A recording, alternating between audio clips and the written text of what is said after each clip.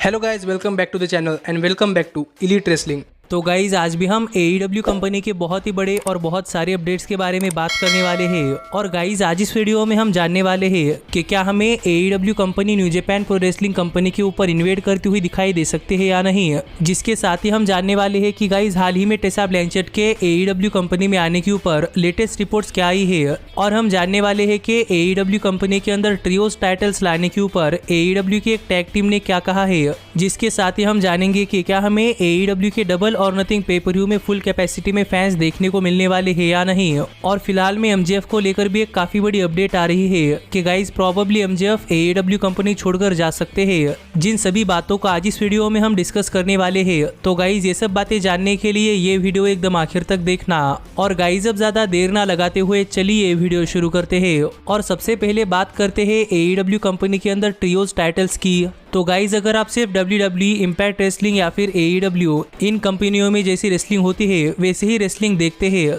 तो आपको सिर्फ यही पता होगा कि रेसलिंग इंडस्ट्री में सिर्फ टैग टाइटल्स होते हैं। लेकिन गाइज अगर आप लूचा अंडरग्राउंड या फिर लूचा लिब्रे कंपनी को भी देखते हैं तो आपको पता होगा कि गाइज लूचा अंडरग्राउंड या फिर लूचा लिब्रे के अंदर ट्रिपल टैग टीम चैंपियनशिप्स होते हैं जिसे कि ट्रियो टैग टीम्स कहते हैं। जहां पर टैग टीम चैंपियनशिप्स की तरह सिर्फ 2 ही टैग टीम चैंपियनशिप्स बेल्ट नहीं बल्कि 3 चैंपियनशिप्स बेल्ट होते हैं। और ये ट्रियो चैंपियनशिप कोई टैग टीम नहीं बल्कि ट्रियो ही जीतते हैं, यानी कि 3 रेसलर्स की एक टैग टीम जिसे कि ट्रियो कहते हैं। तो इस तरीके के trio tag team championships Lucha Libre या फिर लूचा लिब्रे के तरह के काफी सारे रेसलिंग प्रमोशंस के अंदर काफी ज्यादा फेमस है। और फिलहाल में भी AEW कंपनी के अंदर काफी सारी फैक्शंस हो रही है। जिस सब को देखते हुए हाल ही में इनर सर्कल के टैग टीम यानी कि सैंटाना और ओर्टिज के लेटेस्ट इंटरव्यू में सैंटाना और ओर्टिज से पूछा गया कि क्या सैंटाना और ओर्टिज चाहते हैं कि AEW कंपनी के अंदर ट्रियोस टैग टीम चैंपियनशिप आए, जिसके ऊपर सैंटाना और ओर्टिज के क्या थॉट्स है। तो गाइज इस सवाल का जवाब देते हुए सैंटाना और ओर्टिज ने कहा कि फिलहाल में AEW कंपनी के अंदर काफी सारी ट्रियोस बन चुके हैं और AEW कंपनी के अंदर भी काफी सारा टैलेंट आ रहा है। और इतने सारे टैलेंट्स को अपनी अपनी अपॉर्चुनिटी मिलने के लिए काफी ज्यादा टाइम लगता है।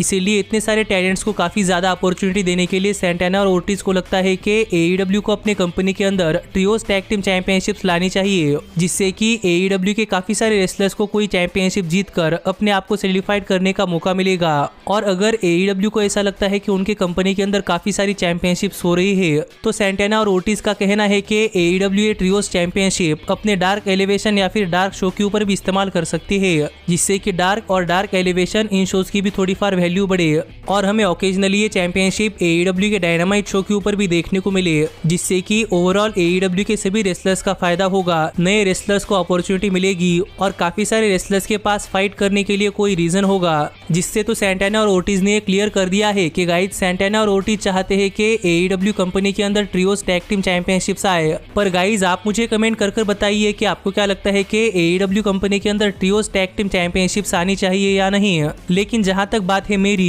तो गाइज मेरा तो कहना है कि अगर AEW अपने कंपनी के ऊपर ट्रियोस टैग टीम चैंपियनशिप लाती है तो AEW को अपने ट्रियोस टैग टीम चैंपियनशिप को अपने टैग टीम चैंपियनशिप जिस शो के ऊपर है उस शो के ऊपर नहीं लाना चाहिए, क्योंकि इससे एक ही शो के ऊपर काफी सारी चैंपियनशिप्स होती है और गाइज ये देखने के लिए मजा नहीं आता। पर अब हम आगे बढ़ते हैं और बात करते हैं हमारी अगली अपडेट की। और गाइज जानते हैं कि टेसा ब्लैंचेट के AEW कंपनी में आने के ऊपर लेटेस्ट क्या अपडेट आई है। तो गाइज अगर आप हमारे चैनल के अपडेट्स को काफी पहले से फॉलो कर रहे हैं तो आपको पता होगा कि मैं आपको काफी देर से कह रहा हूँ कि AEW कंपनी को अपने विमेंस डिवीजन को एलिवेट करने के लिए टेसा ब्लैंचेट को अपने कंपनी के अंदर साइन करना चाहिए। और कुछ दिन पहले ऐसे भी एक रिपोर्ट आई थी कि गाइज प्रोबेबली टेसा ब्लैंचेट और उनके हस्बैंड डागा AEW कंपनी में आने को लेकर AEW कंपनी के ऑफिशियल्स के साथ करीब 3 महीने से बात कर रहे हैं। और फिलहाल में इस डील के ऊपर टेसा ब्लैंचेट को सिर्फ साइन करने का बाकी है, जो अपडेट हमें कुछ दिन पहले जानने को मिली थी। लेकिन गाइस फिलहाल में टेसा ब्लैंचेट के लेटेस्ट स्टेटस के ऊपर बात करते हुए अपने latest wrestling observer newsletter के ऊपर डेव मैडजर ने कहा कि डेव मैडजर के रेसलिंग सोर्सेज से उन्हें पता चला है कि गाइस AEW कंपनी के अंदर किसी ने भी टेसा ब्लैंचेट को कांटेक्ट तक करने की कोशिश नहीं की है और AEW का ऐसा कोई भी प्लान नहीं है कि AEW टेसा ब्लैंचेट को अपने कंपनी के अंदर लाने वाली है। जो बातें हाल ही में डेव मैडजर ने अपने अपने latest wrestling observer newsletter के ऊपर बताई है, जिससे हम तो समझ सकते हैं कि गाइस डेव मेल्जर का कहना है कि AEW कंपनी के अंदर कोई भी टेसा ब्लैंचेट को अपनी कंपनी के अंदर नहीं लाना चाहता। लेकिन गाइस हमने पहले भी ऐसा कई बार देखा है कि कोई रेसलर किसी कंपनी के साथ एक डील साइन करने के काफी करीब पहुंचता है, तो फिर ऐसे काफी अपोजिट रिपोर्ट सामने आते हैं जो कहते हैं कि ये रेसलर इस कंपनी के साथ साइन होने वाला है, लेकिन कुछ कहते हैं कि ये रेसलर किसी कंपनी के साथ साइन नहीं होने वाला। तो मेरे हिसाब से फिलहाल में टेसा ब्लैंचेट और AEW कंपनी के बीच में यही चल रहा है, और मुझे लगता है कि यहाँ पर टेसा ब्लैंचेट हमें प्रोबेबली AEW कंपनी में देखने को मिल सकती है। और क्या पता डेव मेल्जर हम सभी फैंस को ऐसी गलत रिपोर्ट देकर हम फैंस को गुमराह करने की कोशिश कर रहे हो। पर आप मुझे कमेंट कर बताइए कि स्टोरी के ऊपर आपका क्या कहना है। लेकिन गाइज अब हम आगे बढ़ते हैं और बात करते हैं हमारे अगले अपडेट की, और जानते हैं कि क्या हमें AEW के अगले पेपर-व्यू यानी कि डबल और नथिंग में फुल कैपेसिटी में फैंस देखने को मिलने वाले हैं या नहीं। तो गाइज आपको तो पता ही होगा कि जब से पैंडेमिक शुरू हुआ है तब से हमें किसी भी स्पोर्ट्स के अंदर कोई भी फैंस नहीं देखने को मिल रहे, पर धीरे धीरे ये पैंडेमिक खत्म हो रहा है और इसी के चलते हमें काफी सारे स्पोर्ट्स के अंदर फैंस भी देखने को मिल रहे हैं। और गाइज AEW भी अपनी कंपनी के अंदर अपने वीकली डायनामाइट शोज के ऊपर थोड़े फार फैंस ला रही है, जो कि कोविड-19 के सभी गाइडलाइंस के अंदर हो रहा है। और हाल ही में AEW के ब्लड एंड गट शो के ऊपर AEW ने करीब 40% कैपेसिटी में फैंस अपने शो के ऊपर लाए थे, जो देखा जाए तो ये पैंडेमिक शुरू होने के बाद का AEW का सबसे बड़ा क्राउड था। पर हाल ही में अपने लेटेस्ट इंटरव्यू के अंदर बात करते हुए टोनी खान ने ये कहा है कि टोनी खान चाहते हैं कि AEW के अगले पेपर-व्यू डबल और नथिंग में फुल कैपेसिटी में फैंस आए, क्योंकि फिलहाल में टोनी खान ने भी देखा है कि गाइस जैसे कई सारे शोज है जो कि फुल कैपेसिटी में फैंस के साथ हो रहे हैं। और मैंने आपको हाल ही में वो UFC के शो का भी एग्जांपल दिया था कि किस तरीके से उस शो के अंदर फुल कैपेसिटी में फैंस आए थे। तो इसी चीज को लेकर टोनी खान का कहना है कि टोनी खान चाहते हैं कि वो अपने अगले बड़े पेपर-व्यू डबल और नथिंग में फुल कैपेसिटी में फैंस लाए, जो अगर होता है तो गाइज ये AEW के लिए काफी बढ़िया चीज होने वाली है और हम फैंस को भी देखने के लिए काफी बढ़िया चीज होने वाली है। पर हमें फिलहाल में ये नहीं पता कि गाइज अगर AEW के डबल और नथिंग पेपर-व्यू में फुल कैपेसिटी में क्राउड आता है तो क्या उसके बाद से AEW अपने हर एक शो के ऊपर फुल कैपेसिटी में क्राउड लाने वाली है, या फिर AEW उसके बाद से ऑन रोड जाने वाली है या नहीं। जो बातें तो फिलहाल में स्टिल अननोन है। पर गाइज आप इस अपडेट के ऊपर क्या कहना चाहते हैं या आप मुझे कमेंट कर बताइए, और आपका AEW के डबल और नथिंग पेपर-व्यू में फुल कैपेसिटी में क्राउड आने के ऊपर क्या कहना है। पर गाइज अब हम आगे बढ़ते हैं और बात करते हैं हमारे अगले अपडेट की, और जानते हैं कि क्या MJF AEW कंपनी छोड़ने के बारे में सोच रहे हैं या नहीं। तो गाइज अगर आप AEW कंपनी शुरू होने के बाद से MJF को फॉलो कर रहे हैं तो आपको पता होगा कि AEW कंपनी के अंदर MJF का करियर अब तक काफी बढ़िया रहा है। और गाइज MJF ने AEW के टॉप स्टार्स यानी कि कोडी रोड्स, जॉन मॉक्सली और क्रिस जेरिको इन सभी के साथ एक काफी बढ़िया राइवलरी दी है।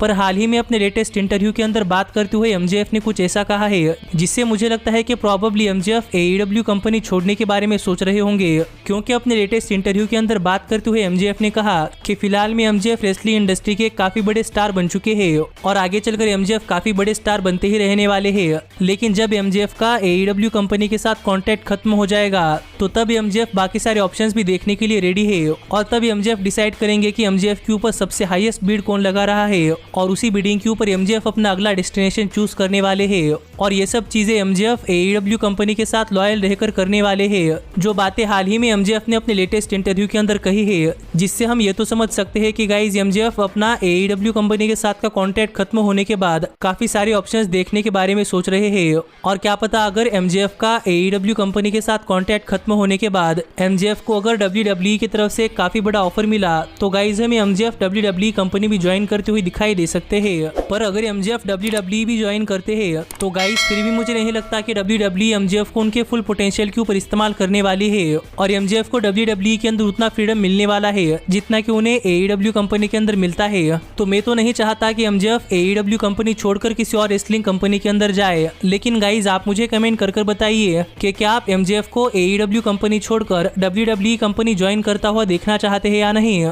लेकिन गाइज अब हम आगे बढ़ते हैं और बात करते हैं हमारे सबसे मेन अपडेट की, और जानते हैं कि क्या AEW company new Japan pro wrestling company को इन्वेट करती हुई दिखाई दे सकती है या नहीं। तो गाइज अगर आपने WCW और WWF के बीच के मंडे नाइट वॉर्स देखी होगी तो आपको पता होगा कि एक टाइम के लिए DX WCW को इन्वेट करने के लिए गई थी, और ऐसा ही इन्वेशन हमें फिलहाल में WWE के अंदर सर्वाइवर सीरीज में देखने को मिलता है, जहां पर SmackDown brand Monday night raw brand को इन्वेट करता है और Monday night raw brand SmackDown live को इन्वेट करता है और ये दोनों ही ब्रांड्स WWE कंपनी के अंडर आते हैं। तो इन दोनों ब्रांड्स के बीच में इन्वेशन तो हो सकता है, लेकिन गाइस फिलहाल में AEW और NJPW ये दोनों ही कंपनियां एक पार्टनरशिप के अंदर काम कर रही है। तो यहाँ पर काफी सारे लोग जानना चाहते हैं कि क्या हमें आगे चलकर AEW और NJPW इन दोनों ही कंपनियों के बीच में कोई सुपर शो देखने को मिल सकता है या नहीं। तो इसी चीज के ऊपर बात करते हुए अपने लेटेस्ट इंटरव्यू के अंदर क्रिस जेरिको ने कहा कि AEW फिलहाल में काफी सारे कंपनियों के साथ पार्टनरशिप में काम कर रही है, जैसे कि impact wrestling, Lucha Libre, AAA और न्यू जापान प्रो रेसलिंग। लेकिन क्रिस जेरिको को नहीं लगता कि बाकी कंपनियां AEW रेसलिंग और न्यू जापान प्रो रेसलिंग जितनी बड़ी है, और अगर आगे कभी AEW और किसी कंपनी के अंदर क्रॉसओवर होता है या फिर कोई कंपनी किसी कंपनी को इन्वेट करती हुई दिखाई दे सकती है, तो गाइस वो कंपनियां AEW और न्यू जापान प्रो रेसलिंग होने वाली है। और क्रिस जेरिको भी चाहते हैं कि AEW और न्यू जापान प्रो रेसलिंग इन दोनों ही कंपनियों के बीच में कोई इनोवेशन एंगल हो, जिस एंगल के अंदर AEW के स्टार्स NJPW को इन्वेट करे और NJPW के स्टार्स AEW कंपनी को इन्वेट करे और हमें आगे चलकर इन दोनों ही कंपनियों के बीच में ड्रीम मैचेस देखने को मिले, जो बातें हाल ही में क्रिस जेरिको ने अपने लेटेस्ट इंटरव्यू के अंदर कही है। तो अब देखना पड़ेगा कि क्या हमें आगे चलकर ये पैंडेमिक खत्म होने के बाद AEW और new Japan pro wrestling company के अंदर कोई इनोवेशन एंगल देखने को मिलता है या नहीं, और क्या ये दोनों ही कंपनी एक साथ आकर कोई सुपर शो करती है या नहीं। पर गाइज आप मुझे कमेंट कर बताइए कि क्रिस जेरिको के थॉट्स के ऊपर आपका क्या कहना है। लेकिन जहां तक बात है मेरी, तो गाइज मुझे लगता है कि अगर ऐसा होता है तो हमें AEW और न्यू जापान प्रो रेसलिंग के बीच के काफी सारे ड्रीम मैचेस कंप्लीट होते हुए दिखाई देने वाले हैं, जिस वजह से मैं तो चाहता हूं कि गाइज ये इन्वेशन हो।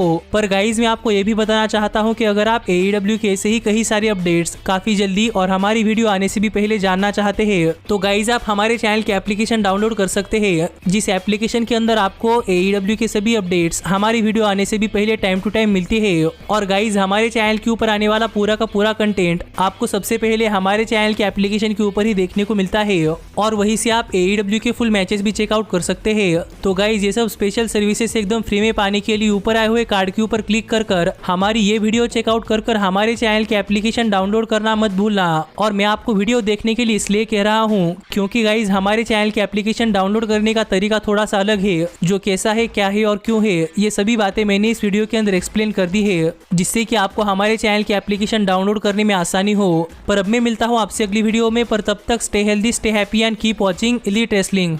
Hey, did you like that video? Click the screen for more. And where do you think you're going? Check out our official merchandise page and to support the entire cast. And thanks so much for being the elite. The elite, the elite. What, Nick, you're not going to sing it all with me this time?